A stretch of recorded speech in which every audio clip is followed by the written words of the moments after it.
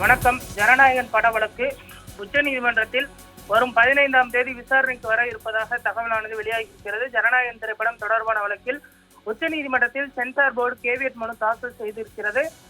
Sensor போர்டின் தரப்பின் வாதத்தை கேட்காமல் எந்த ஒரு தீர்ப்பும் வழங்கக்கூடாது என்று தற்பொழுது சென்சார் போர்டு நீதிமன்றத்தை அணுகியிருக்கக்கூடிய சூழ்நிலையில் ஜனநாயகன் பட தணிக்கை சான்று விவகாரம் தொடர்பாக உச்சநீதிமன்றத்தில் தயாரிப்பு நிறுவனம் சார்பில் தற்பொழுது மேல்முறையீடு செய்யப்பட்டிருக்கிறது.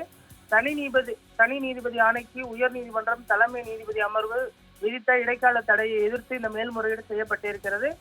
பொங்கல் பண்டிகை அன்று இந்த வழக்கு விசாரணைக்கு வர இருப்பது குறிப்பிடத்தக்கது. இதனால் பொங்கலுக்கு ஜனநாயகன் திரைக்கு வராது என்பது தெளிவாக தெரிந்திருக்கிறது.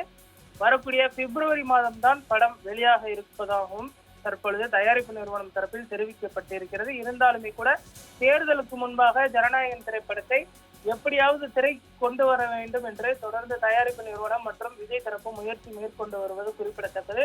தேர்தலுக்கு ஒரு உந்து சக்தியாகவும் அதே போன்று பொதுமக்களுக்கு வாக்களிக்கக்கூடிய ஒரு படமாகவும் ஜனநாயகம் இருக்கும் என்றும் தயாரிப்பு நிறுவனமும் தமிழக வெற்றி கழகத்தின் தலைவர் விஜய் தரப்பும் எண்ணுகிறார்கள். இதனால்தான் தற்பொழுது எப்படியாவது உச்சநீதிமன்றம் சென்றாவது ஜனநாயகன் படத்திற்கு சென்சார் சர்டிபிகேட் வாங்கிவிட வேண்டும் என்பதில் உறுதியாக இருக்கிறார்கள்.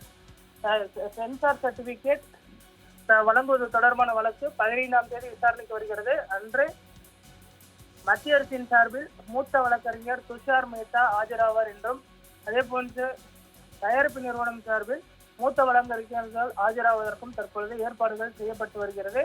15ஆம் தேதி நீதிமன்றம் வழக்கு விசாரணைக்கு எடுத்துக் கொள்ளப்பட இருக்கக்கூடிய சூழலில் எப்பொழுது இந்த தீர்ப்பு வழங்கப்படும் என்ற ஒரு ஆவலும் எதிர்பார்ப்பும் தற்பொழுது தமிழக வெற்றி கழகத்தின் தொண்டர்கள் மற்றும் நிர்வாகிகள் மத்தியில் எழுந்திருக்கிறது.